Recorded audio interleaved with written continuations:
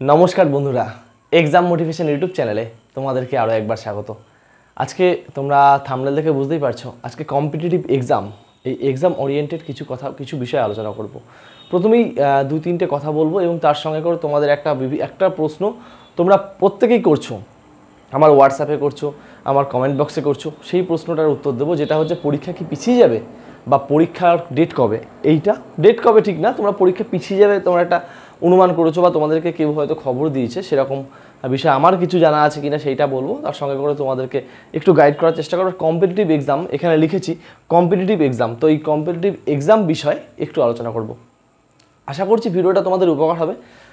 ভিডিওটা পুরোটা দেখবে, ভিডিওটা থেকে কিছু না কিছু জ্ঞান তোমরা অবশ্যই পাবে এবং সেগুলো তোমাদের লাইফের ক্ষেত্রে, তোমাদের কম্পিটিটিভ প্রিপারেশনের ক্ষেত্রে, পরীক্ষা দেওয়ার ক্ষেত্রে এবং সফলতার ক্ষেত্রে অবশ্যই কাজে লাগবে। আমার নিজের এক্সপিরিয়েন্স থেকে আমি কিছু শেয়ার করব।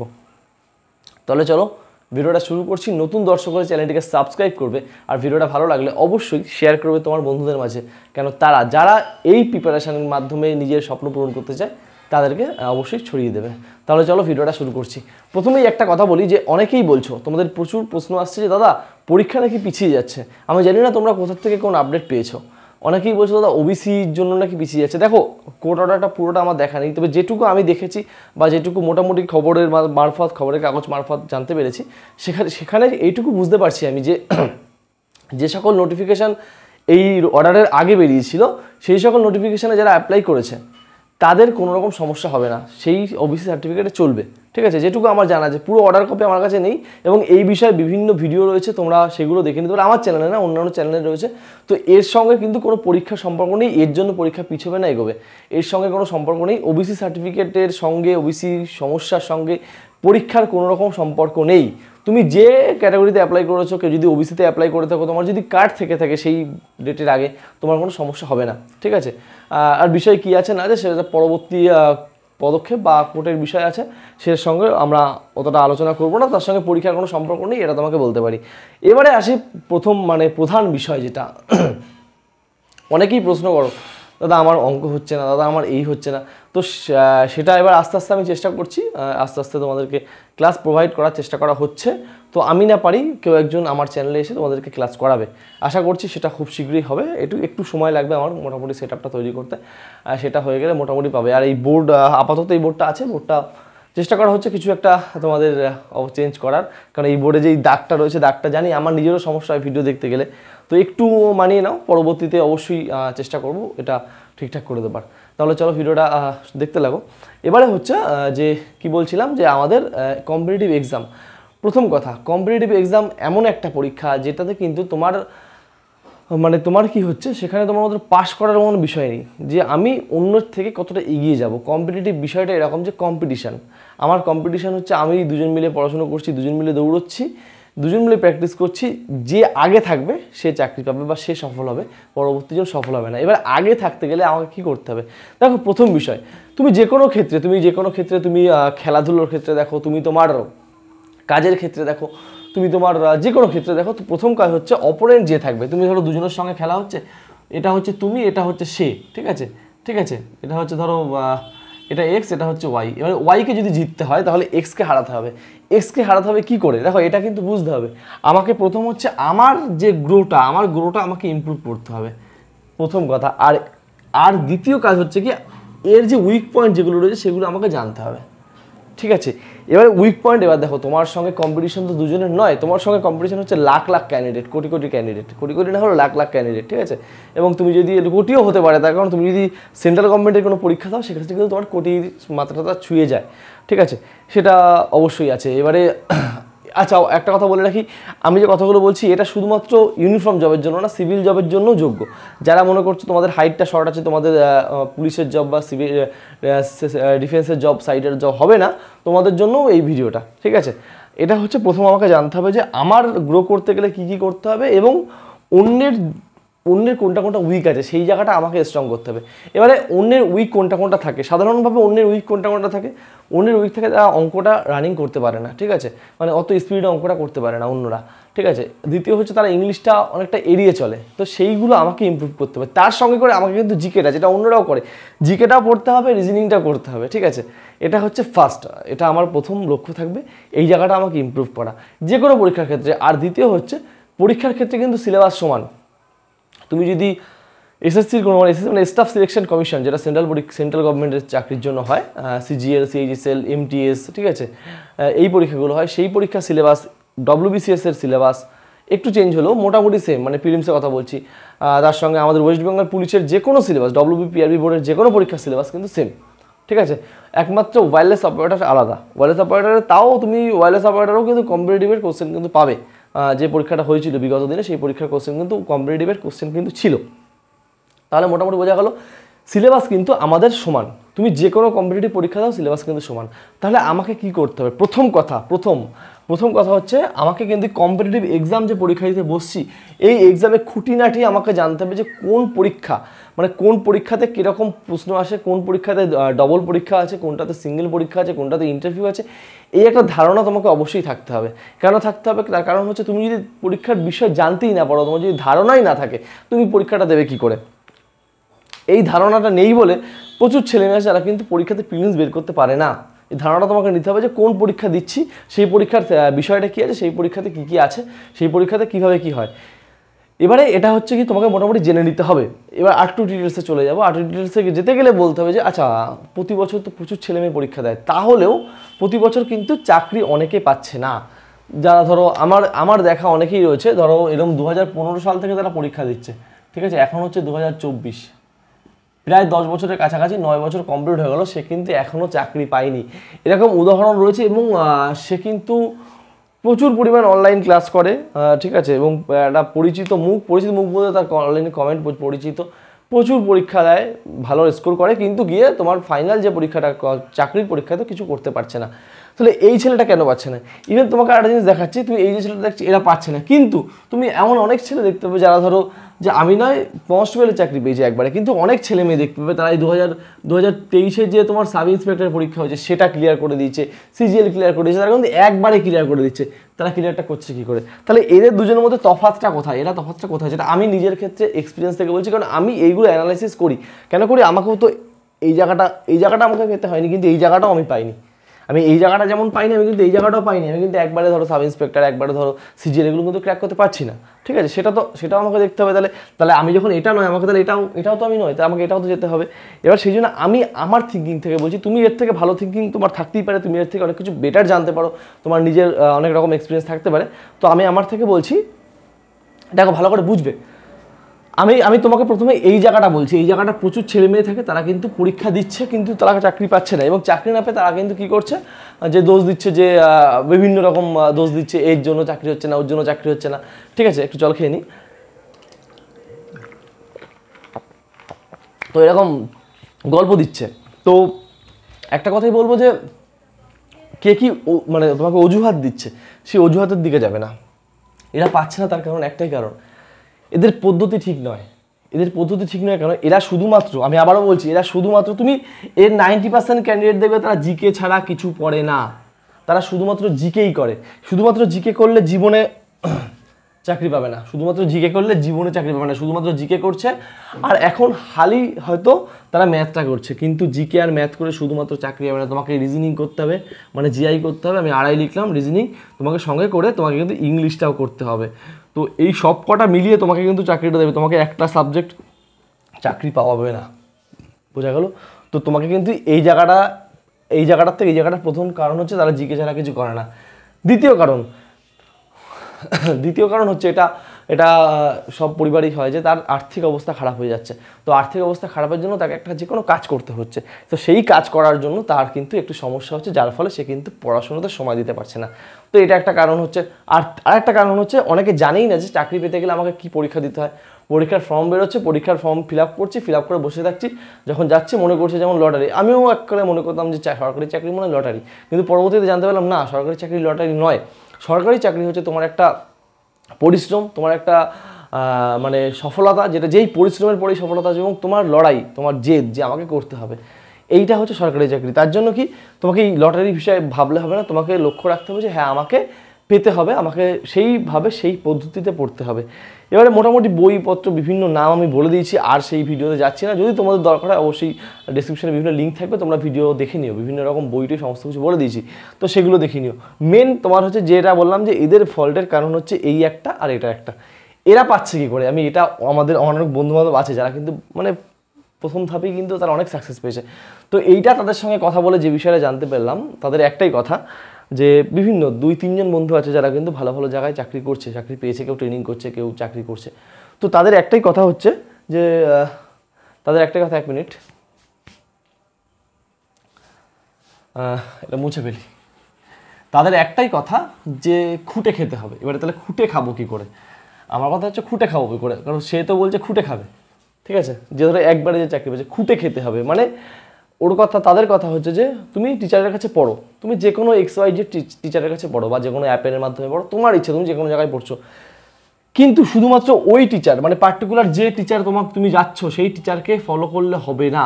তার কারণ তোমাকে বোঝাচ্ছি, তার কারণ হচ্ছে তোমাকে ও বারবার করে বলে তুমি একটা টিচারকে ফলো করে তুমি চাকরি পাবে না, মানে একবারে চাকরি পাবে না। বড় বড় চাকরির কথা বলছি, কনস্টেবল চাকরি পেয়ে যাবে। কেন পাবে না? কারণ সেই টিচার তোমাকে, যে টিচার করাচ্ছেন সেই টিচার তোমাকে শুধুমাত্র একটা পদ্ধতি তোমাকে দেখাচ্ছে, কারণ তার পক্ষেও তোমাকে সমস্ত পদ্ধতি শিখিয়ে তোমাকে তৈরি করে দেওয়া সম্ভব নয়, তোমাকে নিজেকে তৈরি করতে হবে। একটা পদ্ধতি তোমাকে অঙ্ক দেখাচ্ছে, আমি অঙ্কের কথা বলছি, তোমাকে অঙ্কটা কী করতে হবে, ধরো একটা অঙ্ক দিয়েছি তোমাকে, নল চৌবাচ্চা, ঠিক আছে, নল ও চৌবাচ্চা, আমি এখানে লিখলাম, জানি না দেখা যাচ্ছে কিনা, চৌবাচ্চা, ঠিক আছে, নল চৌবাচ্চা। তো নল চৌবাচ্চার অঙ্কটাকে প্রথমে উনি তোমাকে লং প্রসেস দেখাবে, দেখানোর পরে তোমাকে শর্ট প্রসেস শেখাবে, তোমাকে শর্টের একটা প্রসেস তোমাকে শেখালো, ঠিক আছে, তুমি সেইটাকে শিখলে, শেখার পরে তুমি মোটামুটি ঠিকঠাক জানলে, তারপরে তোমাকে এই অঙ্কটাকেই দ্বিতীয় 2 নম্বর প্রসেস, 3 নম্বর প্রসেস, 4 নম্বর প্রসেস, বিভিন্ন প্রসেসে তোমাকে শিখতে হবে। শিখলে কী হবে, এর কারণ আছে, তোমার নল চৌবাচ্চা বলো যে কোনো অঙ্ক, কিন্তু অঙ্কের ডিজিট দেখে তোমাকে ঠিক করতে হবে অঙ্কটা আমি কোন পদ্ধতিতে করব, এটা কিন্তু মেন। কারণ আমি অঙ্ক ডিজিট দেখে, আমি অনেক অঙ্ক আছে ডিজিট দেখে বলে দেওয়া যাবে উত্তর কোনটা হবে, ডিজিট দেখে ভরে যাবে, ঠিক আছে, সেরকম তোমাকে ডিজিট দেখে মোটামুটি বুঝতে হবে যে কোন অঙ্কটা কোন পদ্ধতিতে হবে। এর জন্য তোমাকে কি করতে হবে, এর জন্য একটাই লক্ষ্য, একটাই কাজ, প্র্যাকটিস। বারংবার তোমাকে প্র্যাকটিস করতে হবে। বিভিন্ন খুঁটে খাওয়া, এই খুঁটে খাওয়া বিষয়টা হচ্ছে বিভিন্ন চ্যানেল তোমাকে দেখতে হবে। ধরো আমি আজকে টাইম অ্যান্ড ওয়ার্ক করবো, ঠিক আছে, প্রথম হচ্ছে টাইম অ্যান্ড ওয়ার্ক আমি শিখে নেবো ভালো করে। আমি টাইম অ্যান্ড ওয়ার্ক শিখেছি, আমি পারছি করতে, মোটামুটি যে কোনো পদ্ধতি বলতে শর্ট পদ্ধতিতে করতে পারছি, মোটামুটি শর্ট পদ্ধতি। সে তুমি M1 D1 T1 সেই ওই দিয়ে করো, অথবা তুমি ঐকিক নেমে করো, তুমি করতে পারছো, শর্টে করতে পারছো। এইবারে তোমাকে ওইটাকে ক্রস প্রোডাক্ট, মাল্টিপ্লাই প্রোডাক্ট, বিভিন্ন রকমভাবে তোমাকে ওটা করতে হবে। মানে আমি তৈরি করব, আমি পদ্ধতিতে তৈরি করব, সেই জায়গাটা আনতে পারে, তখনই কিন্তু ওই একবারে হাইফাই চাকরির বিষয়টা কিন্তু আসে।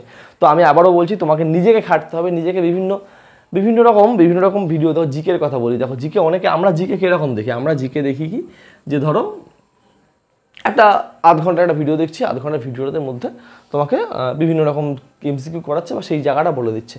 কিন্তু যারা এই টপার জায়গায় আছে তারা কি করছে, তাদের সঙ্গে কথা বলে যেটা জানতে পেরেছি, যেটা বুঝতে পারছি, তারা কি করছে, যে কোনো একটা ডেসক্রিপটিভ বই পড়ছে।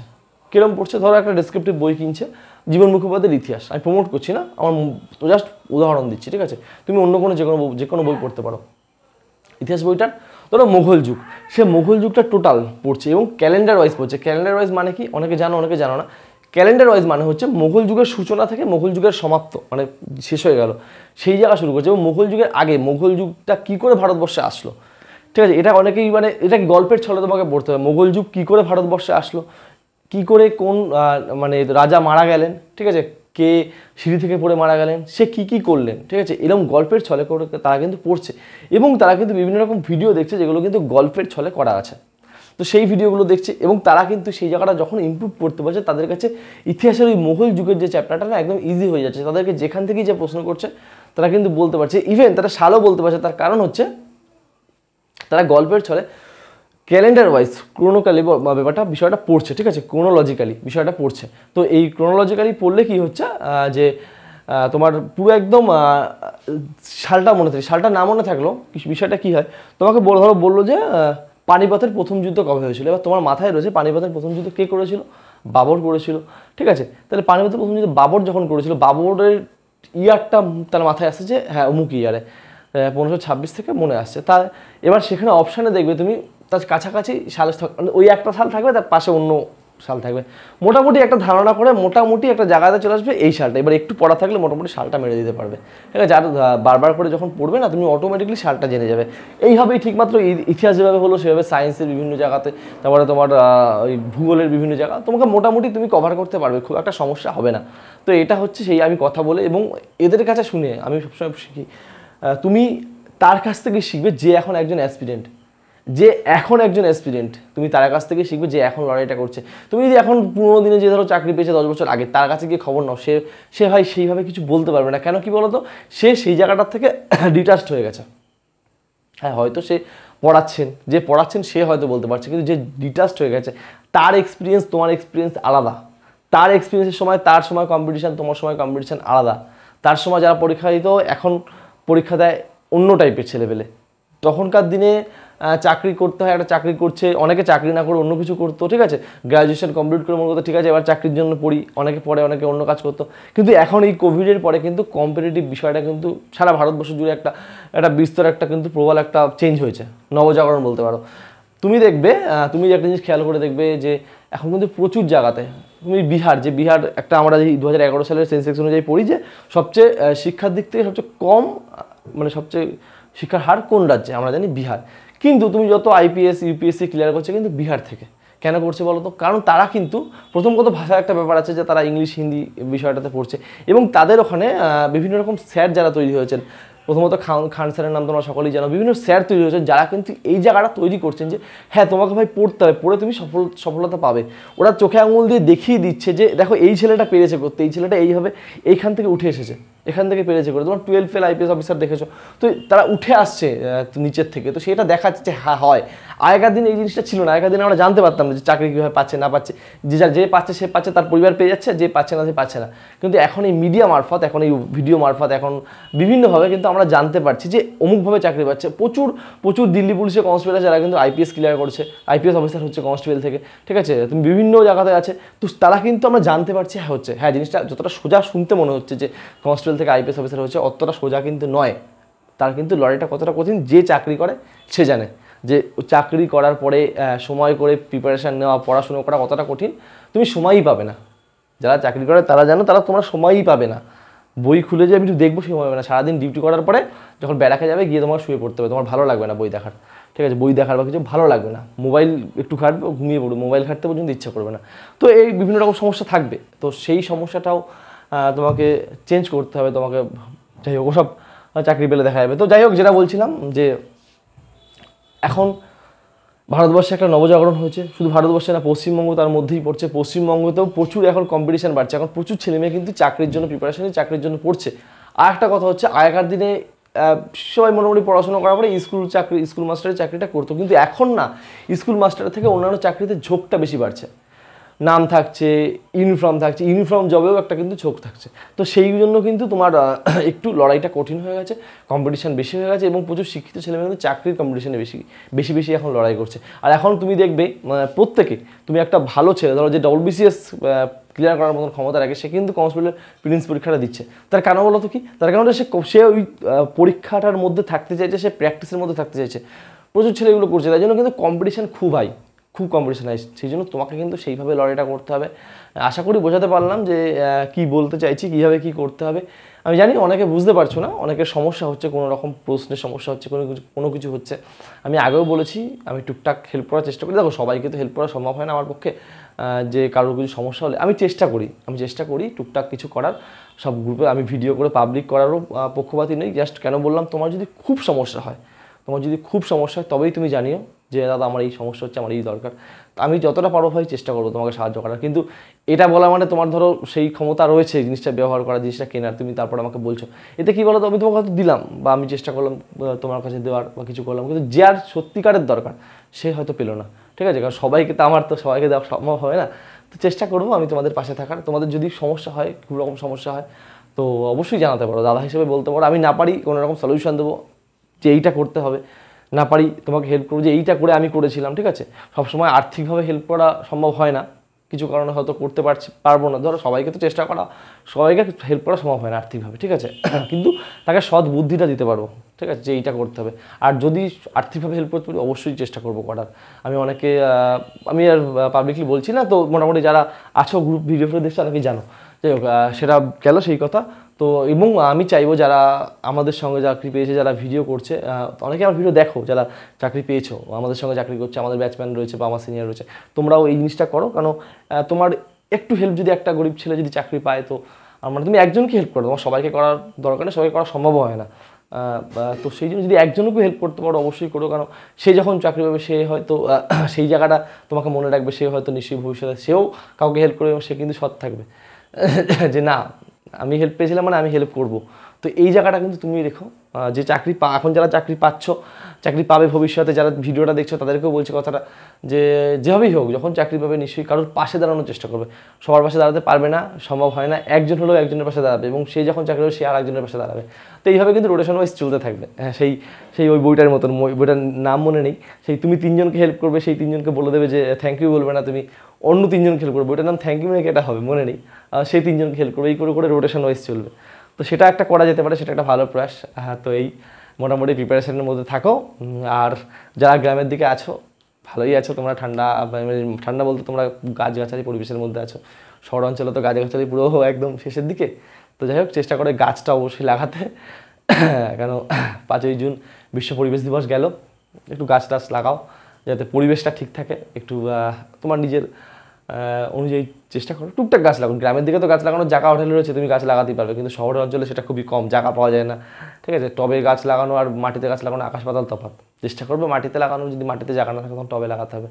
একটু বড় গাছ, যে গাছগুলো বড় মানে বড় হবে ভবিষ্যতে, সেরকম গাছ লাগানোর চেষ্টা করো। বাড়ির একটা সাইডে লাগালে যেটা ভবিষ্যতে বড় হলে তোমার বাড়িটাও ঠান্ডা থাকবে, সেরকম চেষ্টা করে একটা গাছ লাগানোর। গাছ লাগানো খুবই দরকার, গাছ লাগালে বুঝতে পারবে কতটা। মানে আমার বাড়িতে গাছ আছে বলতে আমার বাড়ির ছাদে গাছ, মানে ছাদটা ঢাকা গাছের একটা ছাওয়া আসে, তো গরম হোক শীত হোক বেশ ঠান্ডা থাকে, ঠিক আছে। কিন্তু তুমি যদি পাশের বাড়ি যেগুলো আছে তাদের বাড়িতে উপরে যেহেতু পুরো ঠাটা রোদ্দুরটা পড়ে, তো তাদের ঘরে ঢুকে দাঁড়ানো যায় না, ঠিক আছে। আমার বাড়িতে আমার ঘরে এসি নেই, আমার ফ্রিজও নেই এখনো পর্যন্ত, ফ্রিজ কেনার ক্ষমতা মানে ফ্রিজ নেই আমার এখনও, ঠিক আছে। চাকরি পাওয়ার আগে তো ক্ষমতাই ছিল না, এখনও ফ্রিজ কেনা হয়নি, তো সেই জায়গাটা কিন্তু আমার অতটা কষ্ট হয় না। কিন্তু পাশের ঘরে গেলে, পাশের বাড়ি গেলে সেই কষ্টটা হবে, তারা এসি ছাড়া থাকতে পারে না। তো যাই হোক অনেক কিছুই বলবো। এবং আরেকটা জিনিস চেষ্টা করবো বলার, অনেকে জিজ্ঞেস করো তোমার স্ট্রাগের লাইফটা বলো। দেখো স্ট্রাগের লাইফ তো কিছু হয় না, আর এমন কিছু মহাভারত করে ফেলেনি যে আমি স্ট্রাগের লাইফ তোমাদের শেয়ার করবো। অনেক কিছু বলেছি, প্রিপারেশন হিস্ট্রি বলেছি, কিন্তু ওই কী করেছি না করে সেটা বলিনি, সেটা বলার সুযোগও পাইনি। আর সেভাবে গুছিয়ে মানে বললে সেভাবে গুছিয়ে বলাটাই মনে হয় বেটার, কারণ আমার ওই গল্পটা শুনে অন্য একদিন যাতে ইন্সপায়ার হতে পারে সেই জায়গাটা, সেটা তো বলবো এক সময়, ভালো কিছু করতে পারলে নিশ্চয়ই আরও ভালো করে বলবো। তো এই জায়গাটা, আর তোমাদের যারা চাকরি পাচ্ছ সফলতার কাহিনী যদি শেয়ার করতে চাও অবশ্যই শেয়ার করতে পারো। তোমার কীভাবে কী করেছো না করেছো সমস্তটাই আমার চ্যানেলে শেয়ার করা হবে। তুমি চাকরি পেলে তোমাকে নিয়ে তোমার ভিডিও আমার চ্যানেলে প্রকাশ হবে, কথা দিচ্ছি। তো প্রিপারেশনের মধ্যে থাকো, লড়াইয়ের মধ্যে থাকো, পড়াশোনার মধ্যে থাকো, অবশ্যই চাকরি পাবে, অবশ্যই সফল হবে এবং দেখিয়ে দেবে তুমিও পারো। তাহলে চলো ভিডিওটা এখানেই শেষ করছি।